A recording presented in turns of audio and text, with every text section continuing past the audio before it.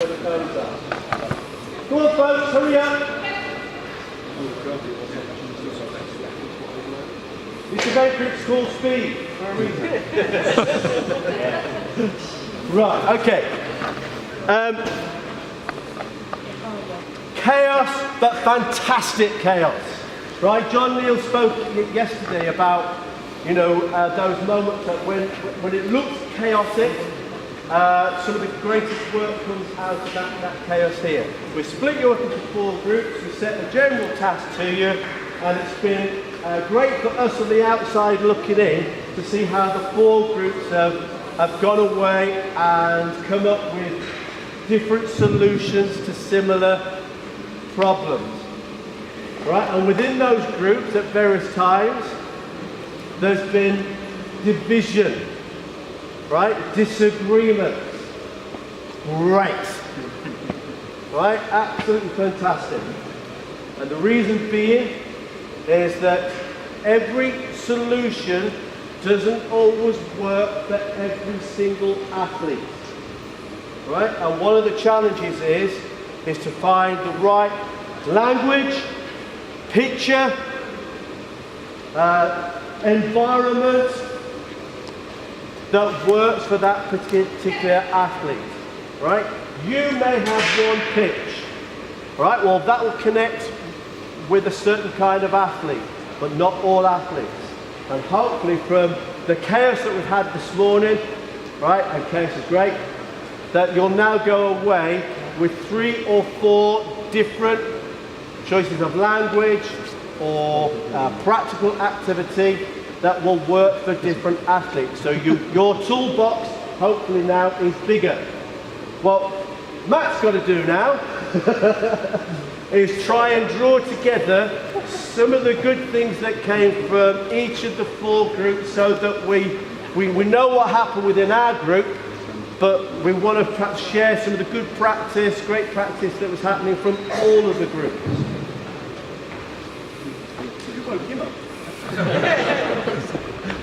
Okay, so what we're going to do then, this little group here, we're going to do a drill that we got on to talking about and looking at. This is a drill that Olivia and I used a lot last year, and this is the first time she's done it this year.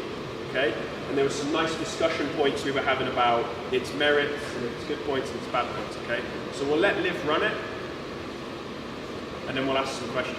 Okay.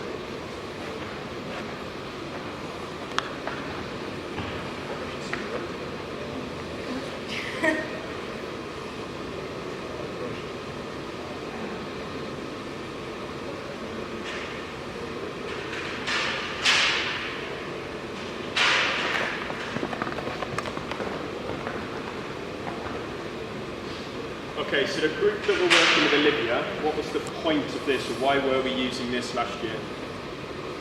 Get our hips up. Hips out, Coming through. for each step. For each step. Staying tall. Okay. In the blue zone, we were definitely trying to encourage you to get our feet down on the floor, preparing for the hurdle. Okay. Orange cones. Drive out. Green cones. Into the hurdle. So what?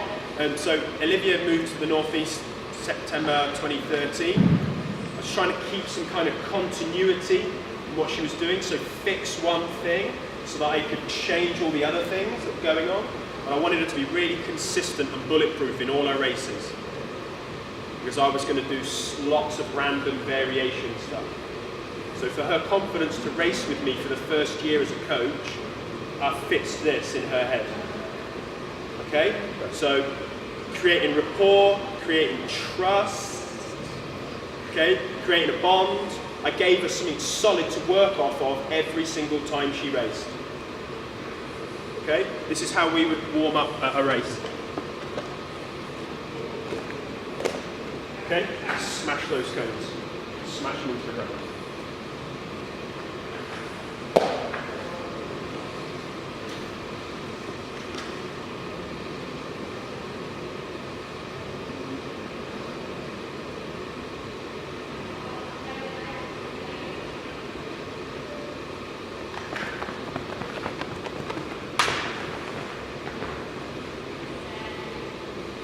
Okay. We had a good discussion about kind of advantages and disadvantages. Steve, do you want to share your point? I think it's really pertinent right now. The trouble with the cones is you become robotic, and it's brilliant to learn the basics and give it exactly what Matt said, but it then becomes robotic because it's a living thing. It's like a long jump run because you're trying to hit a spot on that floor with as accuracy that you would do if you were a long jumper, and that varies with conditions. So it has to be a rhythm. It has to be your ability to make minute decisions rapidly. Interestingly, he took 3 cones away and she took off further away from her. Did anybody see where she took off? Yes. Because her heel was on the white cross that Matt had a green curve. Okay. So it varies according to what stimulus. So what you have to do is get to a situation where you understand where you are and when you're in the perfect position. They have to feel it. So on the face of it, hurdles is the most consistent event. On the face of it, that's the assumption people make. But there's never ever, it's repetition without repetition. So by putting the cones in there, I could put them in a slightly different pattern and she's just going to see orange, blue, green. Oh, Matt's put my cones out. But actually I could be making very subtle manipulations to what she's doing. And I don't have to tell her, I don't have to coach her, I don't have to burden her with it. Okay? But we've gained trust. I gave her a tool that she'd go and then race on, so she then ran a PB, because she had this solid in her head. Interesting, we haven't used this at all this year. Okay? Don't go back and look at Paraterre. Yeah, go for it. I really like this. I don't think about it when I'm doing it, like I don't really see them on the floor.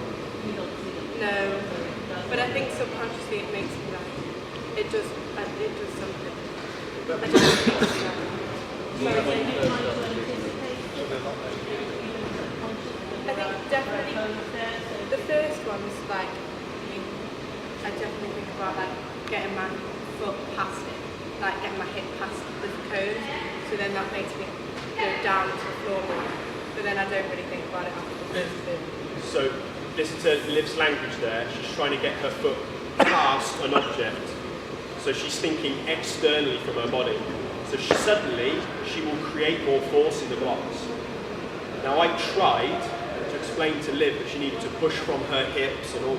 She didn't have a clue. She couldn't put that into a movement effect. But as soon as I put that cone there and I demoed blasting over the top, she starts to work out herself. The movement effect I want then is created by the environment I lay down in front of her. Okay? But also the thing for me was, she really likes it. So I kept it in for like the first 3 months. And she would arrive at training and say things like, oh, you've put my cones down. I'm like, yes, I've put your cones down. Oh, you're going to put your hurdles away. Okay? But yeah, so I was creating trust and a bond, and it's like, oh, you did this. Yeah, these are your cones. These aren't anybody else's spacings. Okay? These are yours. I've worked these out for you. They're the same for everyone. Okay? So then we played around with that takeoff position, so I could move that cone, and that could become a target for, okay? But I'm trying to take it outside of their body. Useful? Mm-hmm. Okay. It's interesting, you just said, didn't you, you're not conscious of them being there. No, So not why are they past there like then? 2. You're not conscious of them being there, why are they there? Like subconsciously, I think I'm aware of it. So are you ticking your boxes as you go along? It's like having check marks down the side of a long jump line. You run along and you go, got that one, got that one, got that one, and you get to the board and you're not running fast. Sometimes you just have to create a bit of assurance in your athlete. You know what? The coach has got my back here. We're going to, this is going. I think it's got its place. Yes. It's got its place definitely for developing athletes. I think once they've gone past a certain level, then maybe they're not required. But if they lose it, they lose a little bit of technique, then it can come back again. Yeah. Fix problems in a developed athlete. Yeah. Do me a favour, take the first and third hurdles away and ask them to do another. First and third hurdles. Coach, So leave that one. leave the middle one. Leave the middle one. Yeah, go over the hurdles. You're a hurdle. They haven't changed your event, have they? 4 hurdles if she goes anywhere. Steve's eyes went.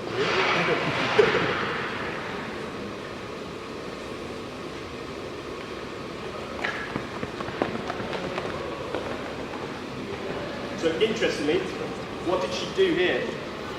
It's a slower step. So we played around with this, where we took odd cones in and out. Okay. But also, OCD, changed all the colours. But she's never going to start perfectly the same each time. So does it give me a chance to say, what would you do if you mistimed this step or collapsed or it was windy or... Sorry, can she adapt here at the end? Messing with her head. But yeah, that's I it. was messing with her head to see whether she could get that essentially different and make an adjustment here. Yeah. That time she was far too close to the hurdle. Yeah. So what she didn't make is what the essential that you need is that at this point you have to make minute adjustments. So there's real skill.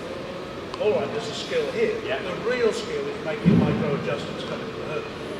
And you can only do that by... So from yesterday, can you then do it under pressure? How do you create pressure in your training session? Put 1 cone in when she's used to 8. Okay, I'm going to come in and add a couple of little things so we can go for coffee and then come back and go with Dave. Debate here, create a physical environment, yes or no? Work for some, does it work for all others? Right? It's horses for courses. Another creation of physical environment is highlight the takeoff area, right? That ideal spot to take off. So you can like scribble those steps, just make the athlete aware where the takeoff area is going to be. Other ways of curing it, which other groups talked about, was they weren't too bothered about physicality of environment. It's about what position you are in the